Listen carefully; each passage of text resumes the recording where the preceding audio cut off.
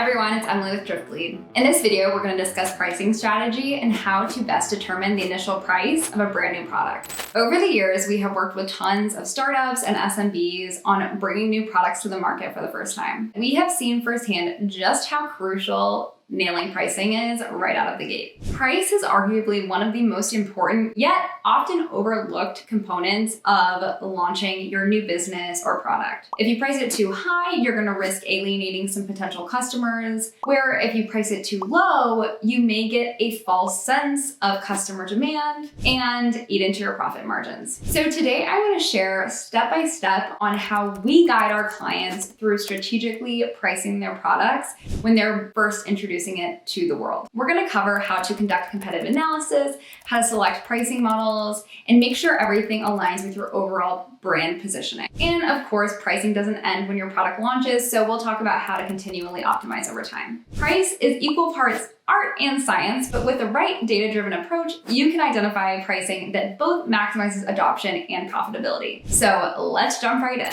You've probably already spent some time thinking about how pricing strategy fits into your overall launch plans. If not, don't worry, we've got you covered. Price isn't just about setting some number. It really needs to align with and reinforce your broader differentiation goals. So for example, you could consider a penetration pricing approach where you price the product lower initially to quickly gain market share and attract some of those price-sensitive customers. And then you'll just want to have a plan to increase the price later once that is established. Or on the contrary, you may want to try more of a skim pricing approach where you set the price high right out of the gate to capitalize on those early adopters who are less sensitive to the cost. And then you can kind of lower over time as you shift into more of a mass market. Popular among SaaS companies is a good, better, best model where you offer your product at multiple pricing tiers. So you have a good value, a better value, and a premium value. So this is going to help you attract a wider range of customers and allow you to also upsell them to higher tiers over time. Pricing can be a key strategic advantage if you get it right. Now, if you're not sure where to start, a lot of times the easiest thing to do is just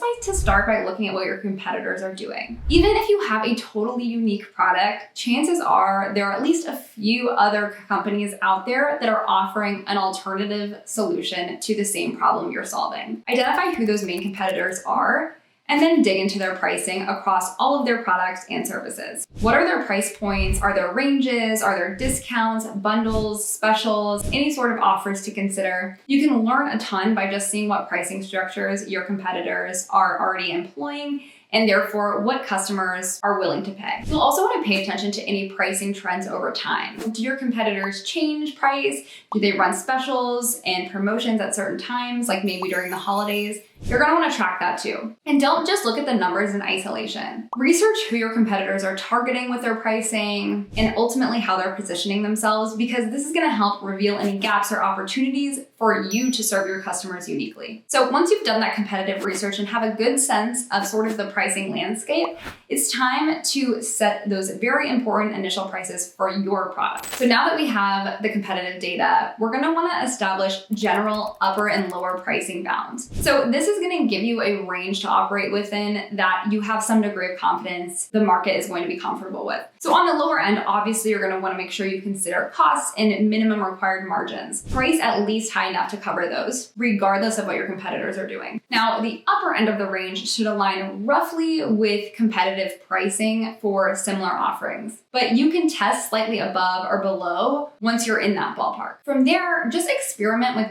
different price points for your product within that range and get feedback from your target customer. Don't forget to factor in the full value your product delivers as well. So for example, is it super convenient? Is it of better quality? Does it have any special features? These are all going to be very important for the customer's perceived value of the product as well. So leveraging the competitive data just is going to give you a place to get started. You're still going to want to tailor the pricing to your specific business, your product, and your audience. But this is going to give you a great jumping off point versus just guessing out of thin air. Once you've established that initial pricing range and some options based on competitive costs, the next key step is going to be to test and optimize. Before you officially launch and roll out to the world, you are going to want to run some experiments just to validate that you've landed on an optimal price. Try showing your pricing plan to a sample of target customers and get their feedback. See if the proposed prices meet their expectations and sort of align with the perceived value. We often facilitate these tests for our clients using paid media just so that they can learn and gather this data data as quickly as possible. You can even consider offering early access or pre-orders at various price points just to gauge responses to different ones. Testing different options within your viable pricing range is going to give you the data to hone in on the very best prices for launch. And optimization shouldn't stop at launch either. The key is to take an iterative, customer-driven approach to optimizing pricing pre and post-launch. Pricing a new product at launch is not just a set it and forget it thing. It requires continuous monitoring and ongoing tweaking over time. By taking a structured approach to leveraging competitive analysis, running pricing experiments, and making sure that you're tracking performance, you can identify the pricing strategy that's going to both maximize profitability and customer adoption. Key is to continuously reevaluate and adjust based on market changes, new competitive offerings, and any shifts in customer demand. Your pricing really should evolve right alongside your business. If you're just getting ready to launch a new product, getting the pricing right is mission critical. The last thing you want is to